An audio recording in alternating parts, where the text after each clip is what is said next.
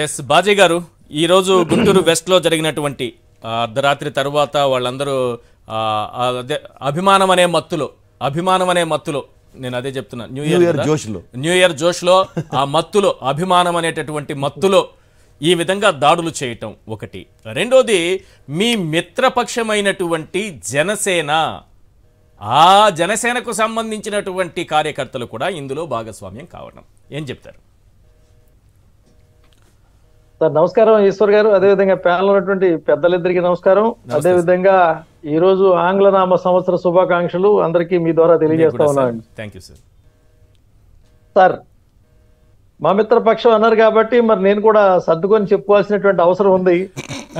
ఒకటేంటంటే మా మిత్రపక్ష నాయకుడిని పాపం వైజాగ్ లో నానా బాధలు పెట్టినటువంటి సందర్భం కానివ్వండి, రాజమండ్రిలో పెట్టినటువంటి ఇబ్బందులు కానివ్వండి, రకరకాల పరిస్థితులు ఆయన కూడా ఎదుర్కొన్న వాతావరణం కానివ్వండి, ఆయన సినిమాలు ఆడించడం కూడా చేసినటువంటి పరిస్థితులు కానివ్వండి, పాపం నాయకుడు ఆయన నానా ఇబ్బందులు, మా మిత్రపక్షంగా ఆయన పడినటువంటి బాధలన్నీ ఆంధ్ర రాష్ట్ర ప్రజలకు తెలుసు. ఏదో కొన్ని క్లారిటీగా చెప్పండి, టైం ఉంది మనకి. ఒక్కొక్క ఇన్సిడెంట్ క్లారిటీగా చెప్పండి. వైజాగ్ లో ఏం జరిగిందో చెప్పండి, సినిమాల్లో ఏం జరిగిందో చెప్పండి. వైజాగ్ లో కదలకుండా పవన్ కళ్యాణ్ గారిని, మా మిత్రపక్ష అధినేతని, అంటే ఇప్పుడు నాతో భారతీయ జనతా పార్టీ నాయకుడితో జనసేన విషయాలు చెప్పించడం అనేది అంత కరెక్ట్ కాదు. కాకపోతే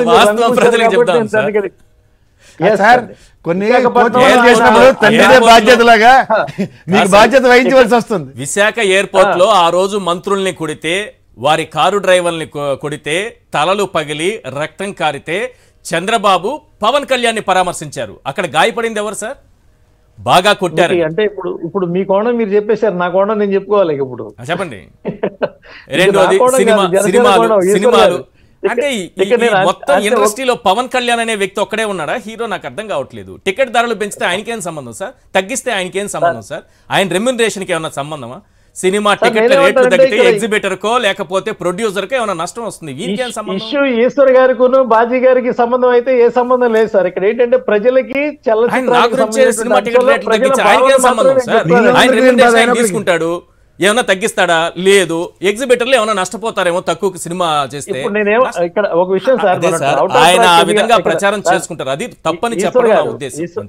ఈశ్వర్ గారు, first of all I'm condemning that issue అండి. ఆఫీస్ మీద దాడి చేయటం అనేది అది మంచి పద్ధతి కాదు, అది దుశ్చర్య. నేను ఇక్కడ ఏమంటానంటే, ఇక్కడ మీరు నేను మాట్లాడేటువంటి అంశంలో కేవలం ప్రజల తరపు నుంచి మాత్రమే విషయాలు మాట్లాడదాం సార్. ఇలాంటి సంఘటన 2019 తర్వాత లేకపోతే 20లో కనుక జరిగి ఉంటే ఖచ్చితంగా ఆశ్చర్యాన్ని వ్యక్తం చేయవచ్చు సార్. కానీ అనేకమైనటువంటి భారీ సినిమాలు జరిగినాయి ఇక్కడ ఆంధ్ర రాష్ట్రంలో. అవి ఇటుపక్క కానివ్వండి అటుపక్క కానివ్వండి, ఈ దాడుల పరంపర నాయకుల యొక్క ప్రతి సవాళ్లలో, ప్రతిజ్ఞలతో, శపథాలతో కార్యకర్తలు కొట్లాటలు, హత్యలు, పోలీస్ కేసులు, జైలు పాలవటాలు, ఆఖరికి కొంతమంది సాలిడ్ పార్టీ కార్యకర్తలు ఊళ్ళో వదిలిపెట్టి వెళ్ళిపోవటాలు, ఇవన్నీ పెద్ద పెద్ద అంశాలన్నీ ఆంధ్రప్రదేశ్ రాష్ట్రంలో అయిపోయినాయి. ఈశ్వర్ గారు, ఈ రోజు రాళ్లేసినటువంటి కార్యకర్తలు ఎవరైతే ఉన్నారో వాళ్ళను కూడా మనం ఇలాంటి పనులు చేయకూడదని చెప్పేటువంటి పరిస్థితిలో లేనటువంటి స్థితి. నాయనా ఇలాంటి పనులు చేస్తే రేపు మన సమాజం సిగ్గుపడుతుంది, ప్రతిపక్షాల మీద దాడి చేయకూడదని చెబుదాం అనుకుంటే ప్రతిపక్ష పార్టీ మీద దాడి చేసినట్టు సంఘటనలు బయటకు వస్తాయండి. అరే నాయన, వాళ్ళని కొట్టమాకండ్రా బాబు, లేనిపోయిన ఇబ్బంది అది, అవతల పార్టీలు ఉన్నాడు, రేపు వాళ్ళు అధికారులకు వచ్చినా మనకు కొడతారని చెబుదాం అంటేనే అప్పటికే ప్రతిపక్ష నాయకుడు ఇంటి మీద దాడికి వెళ్ళిపోయినటువంటి సంబంధాలు ఉన్నాయండి. ఇక్కడ మనం ఏమంటే, ప్రజా సంక్షేమం దృష్ట్యా, ప్రజాస్వామ్యాన్ని కాపాడే దృష్ట్యా పోవాల్సి వస్తే రాజకీయ పార్టీలుగా ఈ రాష్ట్రంలో జరుగుతున్నటువంటి పోరుని సమర్థించలేము ఈశ్వర్ గారు. దాని ఫలితంగానే ఈ రోజున అంచనాలు దాటి ఎన్నికలు వచ్చేసినటువంటి తరుణం. ఇంకేముంది, 2 నెలల్లో ఎన్నికలు ఉన్నాయి ఈశ్వర్ గారు. అద్దాల మీద రాష్ట్ర ప్రజల భయం కూడా అదే. ఈ ఎన్నికల ముందు ఇలాంటి కుట్రలు ఎక్కువ అవుతాయా అన్నదే భయం. ప్రజా సంక్షేమం దృష్ట్యా మిమ్మల్ని కోరదలుచుకున్నా నేను. 2014 నుంచి 19 వరకు పొలిటికల్ కేసులు ఎన్ని ఉన్నాయి, 2019 నుంచి 2024 వరకు పొలిటికల్ కేసులు ఉన్నాయి అనేది కూడా లెక్క బయట పెట్టాల్సిన అవసరం ఉందండి. ప్రభుత్వం కనుక ఆ బాధ్యత తీసుకుంటే ఖచ్చితంగా ఎవరు ఈ అక్రమాల పర్వంలో, ఈ దూషణ పర్వంలో ప్రతీకార వాంఛతో ఎవరు ఎక్కువ ఎన్ని తప్పులు చేశారే ప్రజల ముందుకు వచ్చేసి ఇస్తారు గారు. ఇది చెప్పారు మీరు, ఏ రకంగా కేసులు పెట్టారు అనేది రాజకీయ ఈ మొత్తం. ఎందుకంటే రాజకీయ, ఇప్పుడు వారు అన్నారు కదా, what is the criteria of contesting in the politics అంటే you should have only 12 cases above cadre ఉన్నవాడే నాకు పొలిటీషియన్ గా పనికొస్తాడని ఆయన ఓపెన్ గా చెప్పాడండి. ఒకనాడు ఈ ప్రభుత్వ మన వైసీపీ పార్టీ అధినేత జగన్మోహన్ రెడ్డి గారే సాక్షాత్తు ఒకనాడు ఆయన్ని ఎయిర్పోర్ట్ లో అవమానించినటువంటి సందర్భంలో రాష్ట్ర ప్రజలు అందరూ చూశారు, బాధపడేటువంటి సందర్భం కూడా. నన్ను మీరు ఇంత ఇబ్బంది పెడుతున్నారు, ఇంతకింత నేను అప్పచెప్తాను అన్నటువంటి వెర్షన్ కానీ, ఈ రోజున తండ్రి కొడుకులు ఇద్దరు కూడా సవాల్ చేస్తున్నటువంటి వెర్షన్ కానీ, వీళ్ళు కూడా మాటకు మాట లెక్కకు లెక్క దేని దానికి అప్పచెప్తాం, మూడింతలు అప్పచెప్తాం అనేటువంటి మాటలు కానీ, ఇది ఆంధ్రప్రదేశ్ యొక్క భవిష్యత్తుకి మంచి అయినటువంటి వాతావరణం కాదు. ఈశ్వర్ గారు వారు అంటున్నట్టుగా ప్రసాద్ గారు ఆడపిల్ల ఖచ్చితంగా ఆడపిల్ల రాజకీయాల్లో ఉంది, ధైర్యాన్ని శభాష్ అనాలి, వారికి అవసరమైతే మనం సహాయం చేయాలి తప్ప, అండగా ఉండాలి తప్ప డిస్కరేజ్ చేయకూడదు. రాళ్ళు రప్పలిసి చేసేటువంటి ప్రక్రియ ఏదైతే ఉందో, ఎందుకంటే అదే ఆడపిల్ల ఒకనాడు అవతల పక్క వేదిక మీద ఉన్నప్పుడు పొగిడినటువంటి నాయకుడిని, అదే ఆడపిల్ల మళ్ళీ ఈ రోజున ఈ పార్టీలోకి వచ్చిన తర్వాత ఈ నాయకుడిని తన రాజకీయాల్లో మనుగడ కోసం వెళ్తున్నటువంటి తీరుతెన్నుల్లో ఎదగాల్సినటువంటి ప్రయత్నం ఉన్నటువంటి వ్యక్తిని ఆ పార్టీలోంచి వచ్చారు కాబట్టి ఈ పార్టీలో ఇట్లా దాడులు జరుగుతున్నాయి. అలాగదే మరి పురంధేశ్వరి గారు పారాచూట్ వేసుకుని ఎవరి పక్క రాలేదేంటి? ఇప్పుడు పురంధేశ్వరి గారిని ఎవరు ఆర్ఎస్ఎస్ బ్యాక్గ్రౌండ్ తో భూమి పుట్టక నుంచి బీజేపీలో ఉన్నారేట ఆవిడ. మీలాగా చెప్పండి బాజీ గారు, మీలాగా నేను స్త్రీమూర్తుల్ని గౌరవించాలనే చెప్తున్నాను. నేను అదే చెప్తున్నాను కదా, ఎక్కడ కూడా వ్యంగ్యం లేదు. ఇక్కడ మీరు గతంలో ఏం మాడారు, ఇప్పుడు మాడారంటే ఏకంగా మీ దగ్గర పారాచూట్ వేసుకొచ్చిన వాళ్ళకి అధ్యక్షురాలే ఇచ్చారు కదా మీరు. ఇప్పుడు మీకెందుకు కాలుతుందో నాకు అర్థం కావట్లేదు ప్రసాద్ గారు. కాదు, మీరు ఏదో అతీత శక్తులు మాట్లాడితేనే మాట బాధ వస్తుంది. ఇక్కడ బీజేపీతో ఉన్న ప్రాబ్లం ఏంటంటే ఏదో మీకు ఏమీ సంబంధం లేనట్టు, మీకు అసలు ఏమీ తెలియనట్టు, మీరు ఒక్కలే అచ్చాని పచ్చపోస రాజకీయాలు చేసినట్టు మిగిలిన ఎవరు చేయనట్టు చెప్తారు. మీ దగ్గర ఉన్న సంగతి మాత్రం భుజాన్ని వేసుకొని లేకపోతే చేసిన తప్పులన్నీ నెత్తిని రాసుకొని ఒక పార్టీకి బురకా కొట్టి డప్పు కొట్టేదట్టు కొట్టమంటారా మమ్మల్ని? మరి అట్లీస్ట్ వాస్తవాలు ఒప్పుకోవాలి కదా, చెప్పండి. మీరు వాస్తవాలు ఒప్పుకోవాలి కదా.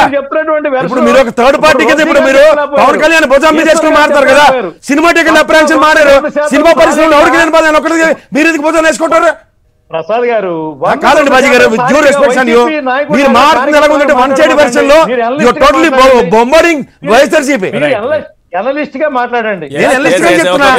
మీరు రజనీ గారు తెలుగుదేశం నుంచి వచ్చిన విషయం మాట్లాడుతూ ఇవాళ యాజీఫ్ అన్నట్టుగా మాట్లాడితే ఎలాగండి? మీ దగ్గర వచ్చిందే కాంగ్రెస్ నుంచి పారాచూట్ వేసుకొచ్చిన వాడికి అధ్యక్షురాలు ఇచ్చారు, మీకే చెల్లుబాటు. ప్రసాద్ గారు రజనీ గారు అన్నానా? ఈశ్వర్ గారు నేను రజనీ గారు గతంలో ఆవిడ ఒక వేదిక మీద మరో పార్టీకి మారినప్పుడు వేదిక మీదకి వచ్చి దీనికి నేను చెప్తున్నానండి ఈశ్వర్ గారు, ఆ మాటగా అన్నాను. ఆనాడు ఆ నాయకుడిని పొగిడినప్పుడు మంచిదైంది. ఆ నాయకుడు ఈ రోజు ఈ పార్టీలోకి వచ్చిన తర్వాత అప్పుడు దండలేసారు, ఇప్పుడు రాళ్ళేస్తున్నారని చెప్తున్నాను నేను. అది తప్ప? ఆనాడు మంచిదైందండి. అప్పుడు పొగిడినప్పుడు రజనీ గారు బ్రహ్మాండమైన లీడరు, బ్రహ్మాండమైన చెప్పని ఇదే పసుపు దండ అంతా మొత్తం దండుగా ఆవిడ పక్క నిలబడ్డారు. ఈ రోజున ఆవిడ పార్టీ మారి వేరే పార్టీలోకి వెళ్ళి చేస్తే రాళ్ళేస్తున్నారు. ఇది రాజ్యాధిక, ఇది ప్రజాస్వామ్యంలో ఈ పద్ధతి కరెక్టా అని అడుగుతున్నాను నేను. కదా మీ పురంధేశ్వరమ్మ గారు మీ పార్టీకి రాగానే అధ్యక్షురాలు కాంగ్రెస్ వచ్చారు బెడ్లేసారండి మీ ఆఫీస్ మీద. మా పురంధేశ్వరమ్మ గారి యొక్క రాజకీయ జీవితం, వాళ్ళ నేపథ్యాన్ని మాట్లాడటానికి ఇంచు కూడా మీకు అర్హత లేదండి. అంత అర్హత లేని రాజకీయాలు ఏం చేస్తారు? మీరు మాట్లాడలేనంత అర్హత లేని రాజకీయాలు ఏం చేసి చెప్పారు ఒకటి మాకు చెప్పండి. రాష్ట్ర విభజనలో కాంగ్రెస్ మంత్రిగా ఈ రాష్ట్రానికి ఇంత దాచుకొని చేసిన కర్త కర్మక్రియ ఆవిడ ఏం మాట్లాడుతున్నారు? ఎంత చించుకున్నా వచ్చేది అదే, ఎంత చించుకున్నా వచ్చేది అదే. రాష్ట్ర విభజన కాంగ్రెస్ చేసిన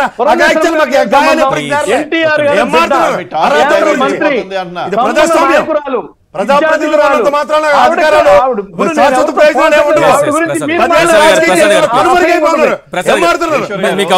పురంధేశ్వరి గారు లాంటి మనిషి గురించి మీరు మాట్లాడితే కాంగ్రెస్ మంత్రిగా చేసిన అన్యాయం మీకు తెలీదా? మీరు మీ వెనకాల వైసీపీ రంగులు పెట్టుకొని మాట్లాడండి, ఎవరొద్దు అన్నారు. కానీ అనలిస్ట్ కాదు, వైసీపీ ముసుగులో ఉన్నటువంటి ఒక కార్యకర్త అనే విషయం చెప్పండి ఓపెన్ గా. జనసేన మిమ్మల్ని పుష్టీకరించకపోయినా జనసేన వ్యక్తిగత అంశాలు పక్కన పెడదాం please please please please. Subject confine అవ్వకుండా ఆయన ఏమో సినిమా టికెట్లు 1947 లో గుర్రాల మీద వెళ్ళారు, ఇవన్నీ మనకి అడిగారు. నేను జనసేన కాదని చెబుతూనే వచ్చినటువంటి ఆ విషయాలు చెప్పారు, ఆయన క్లారిటీ ఇస్తున్నారు. మీరు చించుకోవడం వల్ల ఇబ్బంది లేదు ఇందులో ప్రసాద్ గారు. సబ్జెక్ట్ కన్ఫైన్ అవ్వకుండా 2-3 విషయాలు అనవసరం మాట్లాడినప్పుడు అక్కడ జరిగిన సమిట్ కి ఈ రోజు పవన్ కళ్యాణ్ గారు ఒక ఎస్పీ స్థాయి ఆయన నిరూపించారు. మీకన్నా 100 రెట్లు ఎక్కువ చెప్తా నేను. 1000 చెప్తాను, మీరు 100 చెప్తే నేను 1000 రెట్లు చెప్పగలను. మరి చెప్పండి, అదే చెప్పండి. వాస్తవాలు చెప్పండి,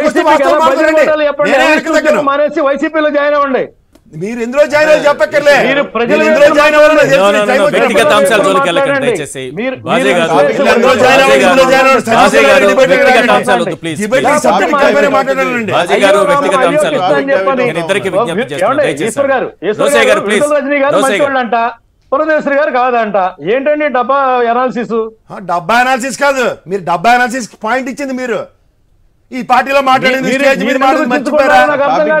ఈ పార్టీలో ఒక్కొక్క నిమిషం సార్, ప్లీజ్ ప్లీజ్, మీరు ఇద్దరు ఆగాలి, ఇద్దరు ఆగాలి. రోసయ్య గారు ప్లీజ్ సార్. రాజకీయ పార్టీకి ప్రతినిధులు బాజీ గారు, బాజీ గారు, బాజీ గారు, సబ్జెక్ట్ డైవర్ట్ అవుతుంది, వ్యక్తిగత అంశాల జోలికి వెళ్ళిపోతున్నారు. సబ్జెక్ట్ పోతుంది, దయచేసి సబ్జెక్ట్ పార్టీ నుంచి మాట్లాడే వాళ్ళని ప్లీజ్ ఎవరినో కూర్చోబెట్టి మాట్లాడితే ప్లీజ్ బాజీ గారు కొంచెం కోఆపరేట్ చేయండి ప్లీజ్.